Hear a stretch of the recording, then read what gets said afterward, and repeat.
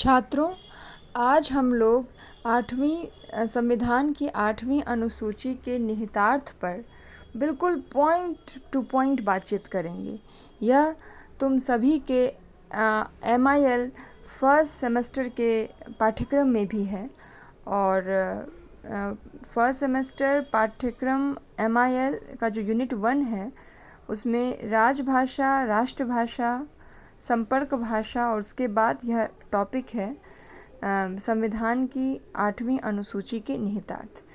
तो चलो शुरू करते हैं बिल्कुल पॉइंट वाइज, और तुम सब जो है अपने साथ कलम और कॉपी लेकर बैठो और मैं बता रही हूँ उसको ध्यान से सुनो और नोट डाउन भी करते जाओ, लिखते भी जाओ। सबसे पहला पॉइंट कि संविधान की 8वीं अनुसूची भारत की भाषाओं से संबंधित है। दूसरा, इस अनुसूची में 22 भारतीय भाषाओं को शामिल किया गया है। तीसरा बिंदु, प्रारंभ में 14 भाषाओं को संवैधानिक मान्यता दी गई थी। जब हमारा संविधान लागू हुआ था छात्रों, उस समय सिर्फ 14 भाषाओं को ही संवैधानिक मान्यता दी गई थी।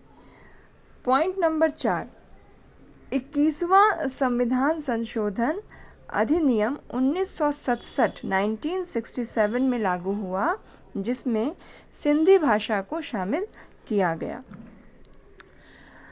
पांचवा पॉइंट, 71वां संविधान संशोधन अधिनियम 1992 ईस्वी में लागू हुआ, जिसके अंतर्गत कोंकणी भाषा, मणिपुरी भाषा और नेपाली भाषा को 8वीं अनुसूची में शामिल किया गया। छठा बिंदु, 92वां संविधान संशोधन अधिनियम 2003 में लागू हुआ, जिसमें बोडो, डोगरी, मैथिली, संथाली भाषा को शामिल किया गया। सातवां बिंदु, अब देखो सातवां बिंदु क्या है कि जब हमारा संविधान लागू हुआ, मतलब तब जैसा कि मैंने बताया था कि 14 भाषाएं शामिल की गई, और इसके पहले जो मैंने जिन बिंदुओं पर चर्चा की उसमें मैंने बताया कि ये सभी संविधान संशोधन हुए और इनमें इन भाषाओं को शामिल किया गया था। अब 7वें बिंदु में तुम लोग लिखोगे कि कुल 22 भाषाएं संविधान की 8वीं अनुसूची में हैं, जिसमें कश्मीरी, सिंधी, पंजाबी, हिंदी, बंगाली, असमिया, उड़िया, गुजराती, मराठी, कन्नड़, तेलुगु, तमिल, मलयालम, उर्दू, संस्कृत, नेपाली, मणिपुरी, कोंकणी, बोडो, डोगरी, मैथिली, संथाली, इन 22 भाषाओं को संविधान की 8वीं अनुसूची में लागू में रखा गया है। अगला बिंदु, पॉइंट नंबर 8 कि 8वीं अनुसूची से संबंधित संवैधानिक प्रावधान, मतलब 8वीं अनुसूची से जो जुड़ा हुआ या संबद्ध संवैधानिक प्रावधान है वह अनुच्छेद 344 और 351 में है।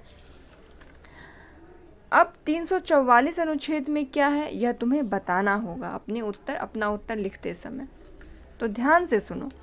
अनुच्छेद 344 आधिकारिक भाषा पर संसद की समिति और आयोग गठन से संबंधित है।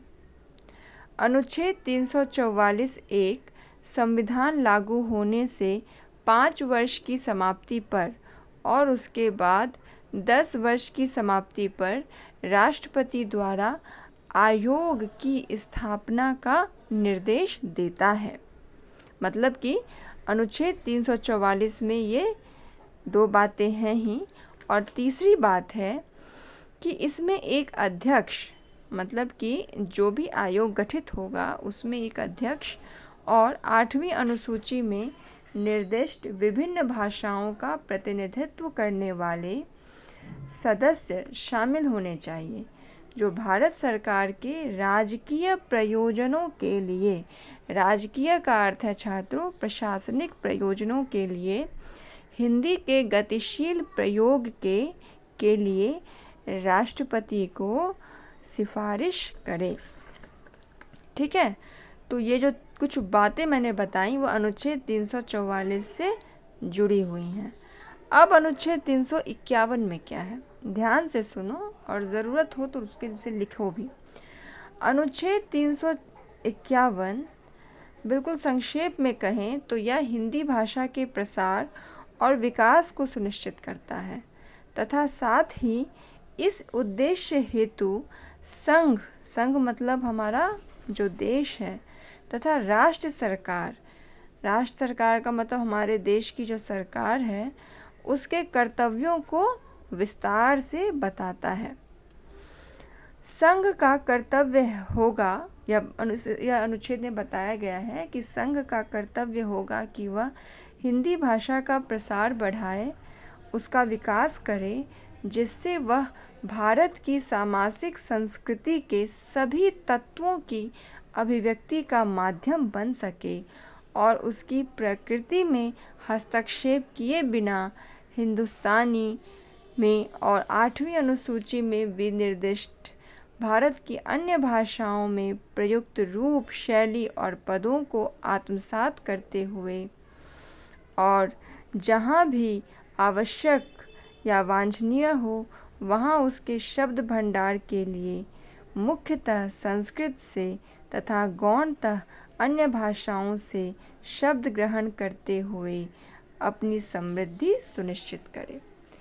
छात्रों, संक्षेप में कहें तो इसमें हिंदी भाषा के प्रसार और विकास के संदर्भ में देश और देश की सरकार के कर्तव्यों को, ड्यूटीज़ को बताया गया है। ठीक है, और इस विस्तार और समृद्धि के लिए मतलब हिंदी भाषा कैसे विस्तारित होगी, समृद्ध होगी, तो इसके लिए इसमें बताया गया है कि 8वीं अनुसूची में जो भाषाएं 22 भाषाएं शामिल हैं उसकी उन भाषाओं के शब्दों को भी हिंदी ग्रहण करे और उससे खुद को समृद्ध करे।